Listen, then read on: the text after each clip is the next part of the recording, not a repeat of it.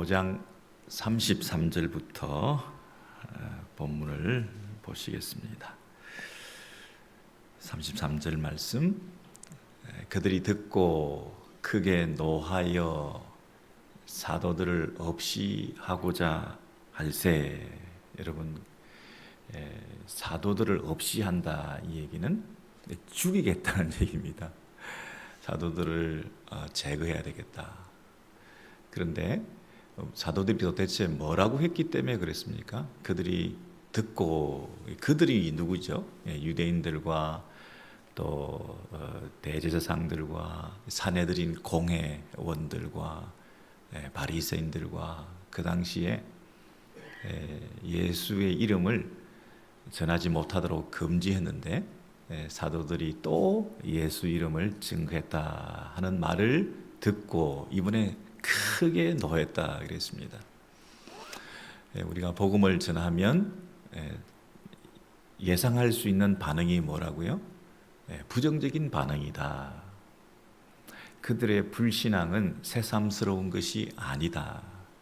지금 우리가 복음을 전하고 있는 전도 집회를 앞두고 있는 데 대해서 그 반응이 냉담한 것은 당연하다. 이제 이렇게 생각하는 거죠. 심지어 죽지 않으면 다행이다. 죽이려고들 든다. 왜 그러는지 모르겠다. 그리고 크게 분노한다 그랬습니다. 여러분, 그들의 그 분노의 이유가 첫째는 시기심이다 그랬습니다. 앞에 보시면 5장 17절에 시기심이 났다 그랬고요. 또 4장의 13절 이하에 쭉 보시면 학문 없는 범인이, 이런 말이 나오고 있습니다. 여러분, 학문 없는 범인이라는 거 뭡니까?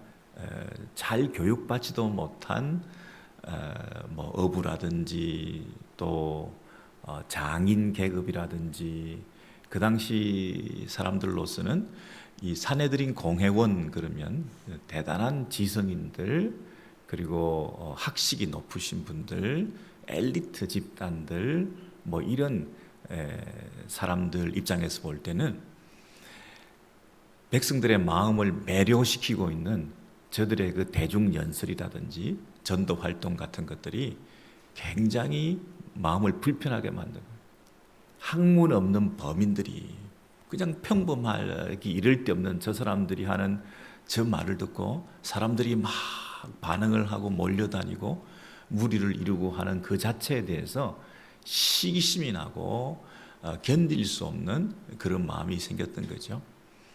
그리고 또 한 가지는 이들이 전하는 메시지가 너희들이 죽인, 십자가에 달아 죽인 예수가 다시 살아났다.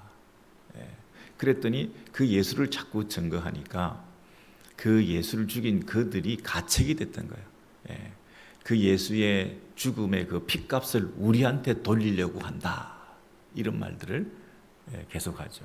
그러니까 여러분, 첫째는 그들의 마음의 시기심과 또 분노, 그리고 상대를 업신여기는 학문 없는 범인들이 감히 하는 그런 어떤 교만한 마음, 그리고 죄를 지적당할 때 그것에 대한 가책, 찔림, 이런 것들이 복합적으로 작용을 하니까 이게 그냥 속에 있는 것들이 이제 행동으로 드러나는데, 심지어 그 분노가 미운 마음들이 어디까지요? 사람을 죽이는 데까지 이 폭력성을 띠게 된다 그랬습니다. 여러분, 분노는 폭력성을 띠게 되고 또 내 안에 있는 미움이 살인으로까지 가게 되는데, 그 내 속에 있는 그 미움이라는 것은 상대에 대한 그 비하, 그리고 나의 기득권에 대한 어떤 위협, 이런 것들이 얽혀서 한 사람을 매도하고 죽이는 것은 여사도 아니다, 이렇게 여겨지게 되는 거죠. 근데 이 제자들의 입장에서는 그런 억울한 일을 당하는 것을 어떻게 이긴다고요? 당연하다.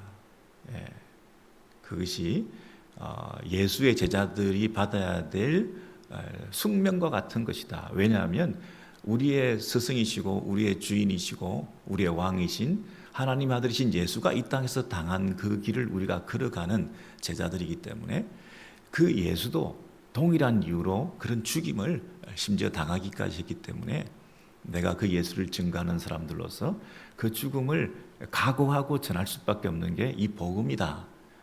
이런 자세가 이 제자들에게 이제 있었다는 것입니다. 여러분, 제자들이 좀 달라졌죠. 도망치고 비겁하고 그리고 말만 큰 소리 뻥뻥 치고 행동이 따라주지 않았던 이 비겁하고 겁쟁이였던 이 제자들이 좀 달라졌죠. 달라졌습니다. 여러분, 달라진 오렌지힐 교회 성도님들, 달라진 평화로우신 순장님과 우리 순원들, 그것이 오늘 헌신 예배에 여기에 우리를 부르신 뜻이 아닐까 생각합니다. 그냥 그대로 여전히 이전처럼 그렇게 우리가 살아갈 바에야 신앙생활에 의미가 있겠습니까? 신앙생활에 연륜이 쌓여가고 믿는 횟수가 더해가고 교회에 출석한 기간이 늘어난다는 것이 아무런 의미가 없는 거잖아요. 뭔가 이 변환 점이 분명히 있을 거다. 근데 그것은 작은 어떤 계기를 통해서 그런 놀라운 터닝 포인트가 있을 수 있다. 여러분, 이 제자들이 이런 환난을 당한 것, 이 어려움 속에서 죽음의 위협을 당한 가운데서 어떤 분이 등장을 하는데요. 우리 본문을 한번 보시면 34절입니다. 5장 34절에 없이 하고자 할세 바리새인 가말리엘은 사내들인 공회의 아주 대표적인 이 사도 바울의 스승이기도 하셨던 이 존경받는 율법 교사가 사람들 앞에 서서 공회 가운데 일어나서 이렇게 말합니다. 사도들은 잠깐 나가 있으라. 이제 재판을 해야 되는 상황에서 이 장본인들은 내보내고 자기들끼리 의논합니다. 35절에 이스라엘 사람들아, 너희가 이 사람들에게 대하여 어떻게 하려는 것을 조심하라. 함부로 처리하는 것은 곤란하다. 그러면서 두 가지 예를 듭니다. 두 가지 예를 들었는데 36절은 드다라는 사람이 일어나서 스스로 자기를 자랑하고 선동하고 그래서 자기 밑에 사람들을 모아서 400명이나 따르는 이런 집단을 이루고 어떤 득세했던 한때 엄청난 영향력과 파괴력을 이 공동체에 끼쳤던 우리가 다 알고 있지 않냐? 그 드다 얘기 알지? 근데 그 드다가 그렇게 한동안 대단했었는데 그가 죽고 난 다음에 이 죽임을 당함에 누가 죽인 거죠? 죽임을 당한 이후에 그가 따르던 사람들이 흐지부지 그냥 다 흩어져 버린 일이 있지 않냐? 그렇습니다. 이 드다라는 사람은 아마도 어떤 그 종교적인 또 이단적인 이런 어떤 그 가르침에 있어서 자기들이 어떤 집단을 이루어서 어떤 새로운 가르침을 통해서 사람들을 모아서 이렇게 사람들을 미혹했던 이런 집단일 수 있겠죠. 자세한 내용은 잘 모르겠으나 뭐 요즘 같으면 뭐 이단, 교주, 근데 그 교주가 한동안 사람들을 많이 불러 모아가지고 세상을 시끄럽게 했지만 자기는 영생불멸한다고 그랬는데 나이가 들고 죽고 나니까 사람들이 흐지부지 흩어지고 뭐 2인자, 3인자가 나타났지만 그 이후에 용두사미처럼 점점 없어지는 것처럼 한때 뭐 우리도 잘 알지 않냐, 뭐 기적을 행했다, 또 놀라운 일들을 일으켰다. 그래서 사람들이 막 따라다니고 막 그랬는데 그 여러분 뭐 교주들의 이름들 제가 지금 다 열거할 필요가 없잖아요. 한때 대단했었지 않습니까? 그런데 다 흐지부지 되는 거다. 그 기독교에 대해서 조롱하고 또 뭐 영화도 만들고 진리를 반박하고 그러면서 마치 그것이 대세인 양 이제 새로운 것이 나타났다 하고 막 이 사람들을 미혹하고 관심을 기울이면서 술렁술렁했던 우리가 믿는 게 이게 전통적인 기독교 이게 아닌 것 같아. 뭐 새로운 복음이 나타났다. 뭐 도마 복음이 발견됐다. 이러면서 막 얘기하는 사람들이 있잖아요. 새로운 요한 복음을 내가 해석하겠다. 이러면서 뭐 유튜브 공간에 온갖 것들이 돌아다니면서 그렇게 사람들이 미혹당하고 있는 그런 상황을 볼 때 우리가 가끔 그런 얘기하지 않습니까? 조금만 놔둬봐라. 금방 없어진다. 뭐 이런 얘기를 하는 것처럼 두 번째 예는 누구를 드느냐면 37절인데 그가 그 후에 호적할 때에 갈릴리의 유다라는 사람이 있었는데 이 백성들을 깨어 따르게 하다가 그도 망한 적 그랬습니다. 여기서 호적할 때에 이 말을 굳이 한 걸 보면 이 유다라는 사람은 종교적인 것이라기보다는 정치적인 이런 배경을 가지고 있다 싶습니다. 왜냐하면 이 호적을 한다는 것은 그 텍스 문제와 관련돼 있고 이 세금을 걷는 것은 로마의 통치와 관련돼 있기 때문에 그 로마의 통치에 반항하는 어떤 열혈당, 열심당 뭐 이런 분이 아닐까. 그래서 백성들에게 이 무리를 이루어서 어떤 집단화해서 민중 봉기를 획책했던 이런 정치적인 어떤 운동, 이런 무브먼트가 있었는데 그때도 뭐 대단하지 않았냐. 그냥 세상이 금방 바뀔 것처럼, 그리고 우리의 기존의 이 기득권을 금방 뺏길 것처럼 우리가 놀라고 또 그랬었는데 그도 유다도 망한 즉 이 영어 표현을 보니까 살해되었다. 유다도 이 어떤 집단에 의해서 죽임을 당하고 나니까 모든 사람들이 따르던 사람들이 다 흩어졌지 않았냐 이렇게 얘기를 하는 거죠. 여러분 이 가말리엘이라는 사람은 대단한 그 설득력이 있습니다. 근데 아쉬운 것은 뭐냐면 이 가말리엘이 이 예수 운동에 대해서 예수가 부활했다 하는 이 사건의 리포트를 받고 난 다음에 그것에 대한 진지한 태도 없이 그저 그를 따르는 사람들이 하나의 새로운 그 재판의 케이스인 것인 양, 그 이전의 판례를 따라서 이전에 이런 일들이 있었는데 이런 일들이 이렇게 처리됐던 것처럼 우리가 이 예수에 대한 이 운동에 대해서도 이런 식으로 대처하면 된다 하고 굉장히 거리를 두고 객관적인 입장에서 마치 남의 얘기를 하는 것처럼 이렇게 처리를 하면서 이 문제를 이렇게 잠재우고 있다는 것입니다. 굳이 우리가 또 피묻힐 필요가 없다, 놔두면 된다 하는 식의 방어적인 이런 태도를 취한 걸 보면 이 가말리엘이 진정 이 사도들을 위했다, 예수를 믿었다 이렇게 보기는 어려운 것 같습니다. 이게 안타까움이죠. 그래서 이 예수를 따르는 사도들이 행하는 이 일이 사람들로부터 나온 것이면 저절로 소멸될 것이고 하나님으로부터 나온 것이면 이것이 우리가 막을 수도 없는 것이니 우리는 그저 그냥 지켜보는 수밖에 없다 하고 너무나 드라이한 이런 객관적인 태도를 취하면서 이 문제를 무마시키려고만 했던 이런 태도를 보이게 되었습니다. 자, 그런데 그에 비해서 이 죽임을 당할 뻔했던 이 위협을 당한 제자들, 사도들이 이 가말리엘의 등장을 통해서 살아나게 되었습니다. 죽을 줄 알았는데 죽지 않고 훈방됐다 그럴까요? 매를 심하게 맞고 풀려나게 되었습니다. 자, 그 풀려난 그 사도들이 보인 반응이 어떻게 나타나 있습니까? 41절입니다. 사도들은 그 이름을 위하여 능욕받는 일에 합당한 자로 여기심을 기뻐하면서 공회 앞을 떠나니라 그랬습니다. 여러분 합당한 자로 혹시 영어 표현을 보시면 내가 예수를 믿어서 예수 이름을 증거하면서 이 핍박과 박해를 받는 일에 대해서 카운트 되었다 이렇게 얘기합니다. 어떤 면에서 하나님 앞에서 이 바른 삶을 살고 제대로 된 신자로서의 참된 제자의 모습을 보이는데 새롭게 또 한 번 여기심을 내가 받게 되었다, 이렇게 얘기를 합니다.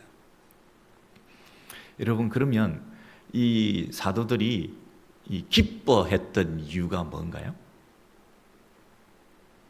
공의 앞을 떠다니라, 죽을 줄 알았는데 살아나서 풀려난 것에 대한 기쁨이었을까요? 아니죠. 만약에 풀려난 것에 대한 기쁨이라면 이제 다시는 감옥에 안 갈 작정을 해야 되는 거죠. 감옥에 또 가면 이젠 진짜 가중처벌로 죽을지 모르는데 이제는 감옥에 안 가야 되겠죠. 다시는 예수 이름을 입 밖에 내지 말아야 되겠다. 예수의 이름으로 채찍질을 하며 예수의 이름으로 말하는 것을 금하여 이제는 나가라. 40절에 그렇게 말했습니다. 너 그냥 내보내지 못한다. 채찍질 엄청 하고 피투성이가 된 채 내보내면서 예수 이름으로 말하는 것 금지, 금지령을 받고 그것에 순종하지 않으면 이제 너의 생명은 어떻게 될지 모른다 라고 겁을 주고 내보냈잖아요. 그래서 내보냄을 당한 사람들이 기뻐하고 찬송하고 나왔다 그랬다면 그 기쁨의 이유가 뭐라고요? 풀려났기 때문에, 안 죽었기 때문에. 만약에 그것이라면 다시는 이제 이 감옥에 안 들어가야 될까요? 나온 게 기쁨이면 안 들어가는 게 기쁨이잖아요.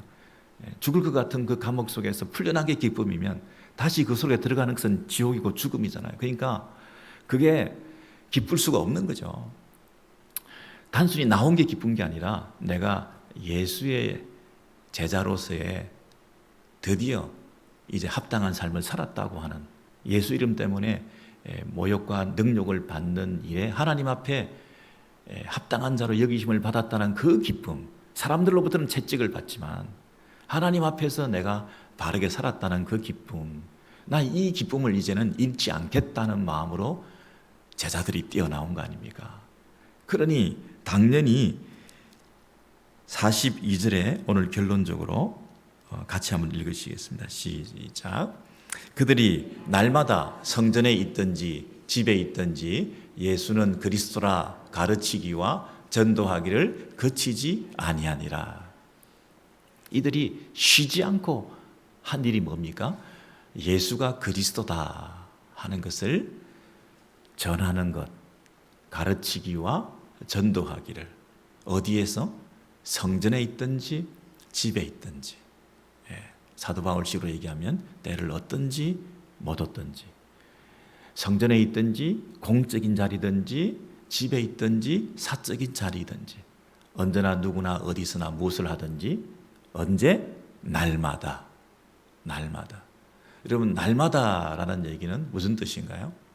날마다라는 얘기는 그들의 삶이 일상적으로 전도와 복음 전하는 예수가 그리스도다, 예수가 주다, 예수가 왕이다, 예수가 메시아다, 예수가 나의 모든 것이다 라고 하는 이 예수를 전하는 일이 내 삶의 모든 것, 가장 우선순위, 그것을 하지 않고서는 하루를 보낼 수가 없는 매일의 삶을 내가 그렇게 살게 되었다, 이런 뜻이죠.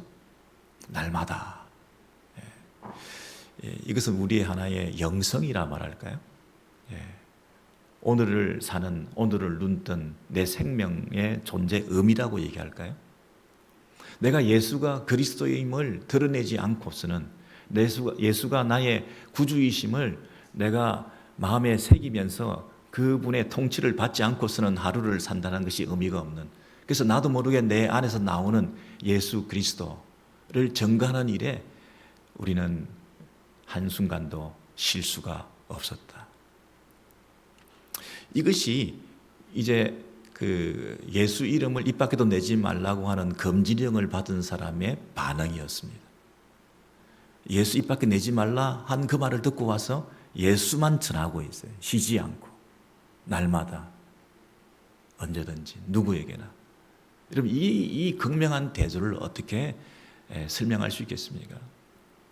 우리는 그런데 한번 끌려 나갔다 오면 겁을 잔뜩 집어먹고 이제는 입조심해야 되겠다. 조용히 전해야 되겠다. 지혜롭게 해야지. 죽으면 복음도 못 전할 텐데 살아남아가지고 어쨌든 복음을 전해야 될 거 아니냐. 우리는 이런 식의 약간 타협 아닌 타협을 하게 됩니다. 여러분 생명을 아무렇게나 무책임하게 던지라는 뜻은 아닙니다. 그냥 개죽음을 당하는 것이 주의 뜻이다 이건 아닙니다. 생명의 가치는 참으로 귀한데 내 생명을 보존하는 것보다 더 귀한 가치는 예수 생명을 다른 사람에게 전하는 것이다. 이렇게 말하는 것이죠. 근데 한순간도 그것을 유보할 수가 없다.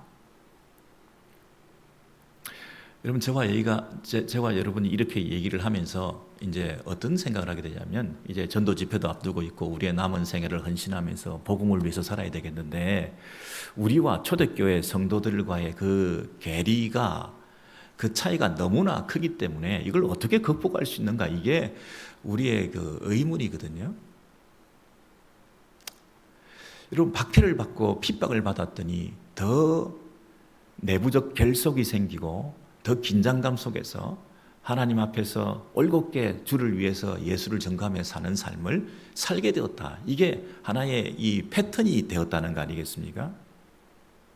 그렇다면 이 부흥이 되지 않고 성장이 되지 않고 또 교회가 이 하나님 앞에서 제대로 살아가지 못하는 성도와 목사와 교회의 모습이라고 한다면 지금 이 시대에 가장 절실히 필요한 것은 박해와 핍박일 수 있다라는 결론에 도달하잖아요.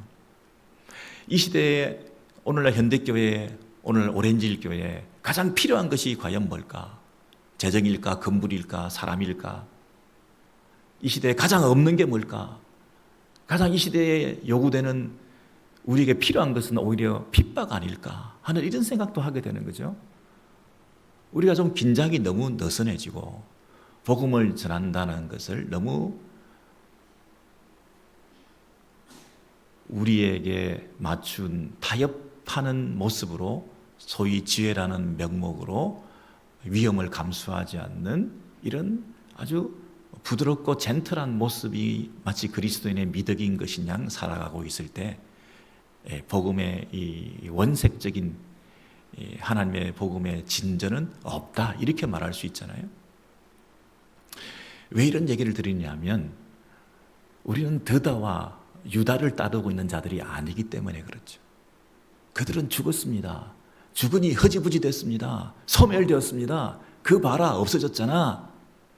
근데 우리가 따르는 예수는 살아나셨습니다. 부활하셨습니다. 허지부지 되지 않습니다. 소멸되지 않는 예스 무브먼트는 지금도 계속되고 있는 거 아닙니까? 그거 하나 믿고 우리가 가는 거 아닙니까? 그냥 지혜롭게 할 일이 아닙니다. 우리의 리드가 없어졌기 때문에 이제 몸조심해야 될 때가 아닙니다. 그분은 오히려 살아나셔서 우리와 함께 지금도 우리 옆에 우리 안에 우리와 동행하시며 우리를 지키시고 보호하시기 때문에 오히려 우리는 담대히 갈 수 있다는 것이 제자들의 입장입니다. 두려워하지 않습니다. 두려워하지 않습니다. 죽어도 다시 산다는 부활신앙 가지고 담대히 이 복음을 쉬지 않고 전하겠다. 이게 달라진 제자의 모습입니다. 제자들이 달라졌습니다. 어떻게 달라졌을까요? 예수, 그분은 살아나셨다. 예수, 그분은 살아나셔서 지금도 우리와 함께 하신다. 이 부활신앙 공동체로 바뀐 초대교회의 모습이 정말 놀랍게 덜풀처럼 번져 온 세상에 복음이 전하는 그 사명을 감당하는 원동력이 되었던 그런 아름다운 그림들을 우리가 보면서 오늘 이 시대에 현대교회들은 많이 각성해야 될 것인데 그 각성 중에 한 가지는 부활신앙이라는 거예요. 우리가 믿는 예수, 그분이 세운 교회, 소멸되지 않는 신앙 공동체, 실패하지 않는 이 예수 운동, 이것에 대한 확신을 가지셔야 된다는 거예요.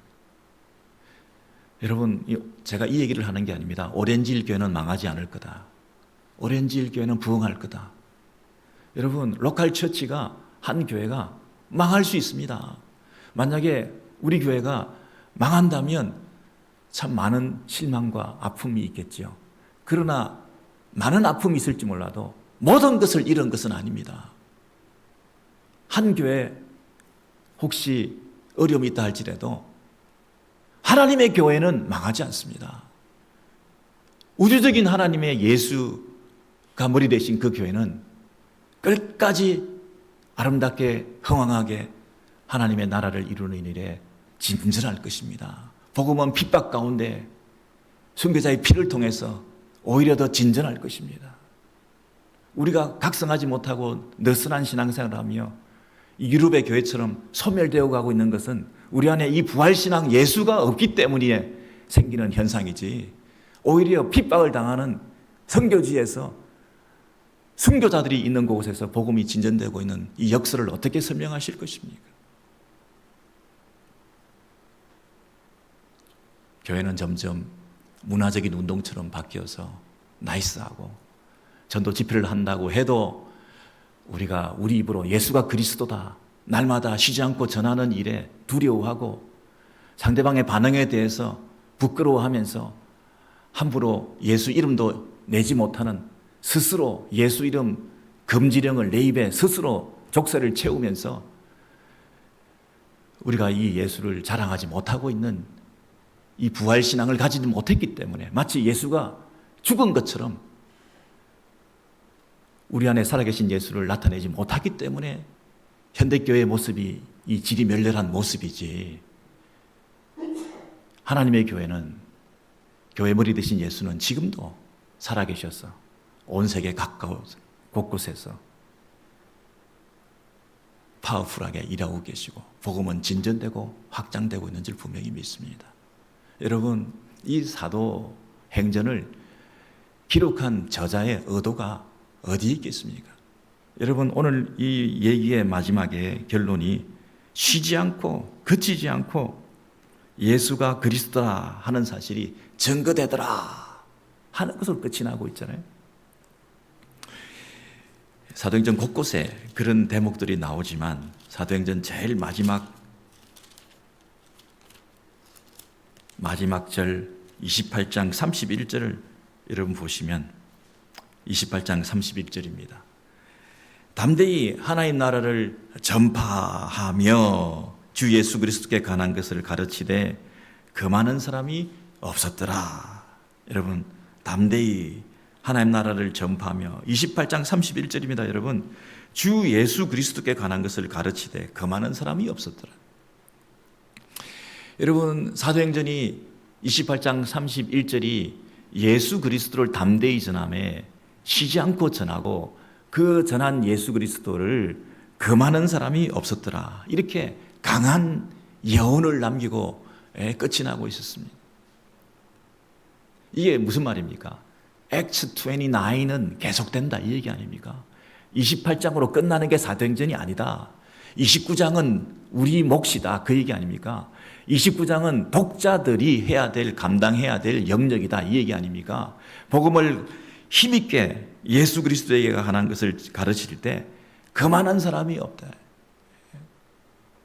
하나님 나라는 진전된다. 오늘 본문 속에서 하나님 나라를 쉬지 않고 핍박을 받고 박해를 받는 가운데서도 석방되어서 하나님의 자녀로서 마땅히 당할 일을 내가 당했다고 하는 그 기쁨 때문에, 내가 하나님을 위해서 쓰임받았다는 그 즐거움 때문에 기뻐하며 그 복음을 쉬지 않고 전했던 그 부활신앙을 가진 제자들답게 오늘 저희들에게도 똑같은 그 역할들을 감당해라. 그것만이 복음이 확장되고 하나님 나라가 전해지는 유일한 길이다. 담대히 전해라. 목숨 걸고 해라. 이렇게 우리에게 말씀해 주시잖아요. 여러분, 그 사명을 우리가 받은 자들입니다. 오렌지 교회가 이러한 사명을 힘입어서 사도행전 29장의 역사를 이어가는 하나님 나라의 귀한 백성들, 핍박과 박해, 부끄러움, 수치, 조롱, 멸시, 심지어 죽음의 위협을 당한다 하더라도 나는 부활신앙을 믿고 이 예수를 증거하는 증인의 삶을 내가 살겠다. 이런 각오와 결단이 있을 때 하나님께서 죽음도 피하게 해주시고 가말리엘도 보내주시고 그곳에서 석방되게 해주시고 또 다른 체험과 간정을 가지게 해주시고 그 체험과 간정 가질 때 더 담대하게 나아가서 전할 수 있는 그런 용기도 주시고, 그래서 복음이 나를 드라이브해 나가는, 말씀이 나를 지켜주시고 하나님의 나라의 백성으로 믿음으로 살아갈 때 위협과 박해를 받는 그런 긴장 속에서도 나를 살려주시고 나를 끝까지 책임져 주시고 복음을 전하는 도구로 나를 쓰시고 있다고 하는 이 확신 가운데 그것이 우리의 진정한 기쁨이 될 수 있는 그런 성도 여러분, 우리 오렌지교회 되기를 주의 이름으로 소원합니다.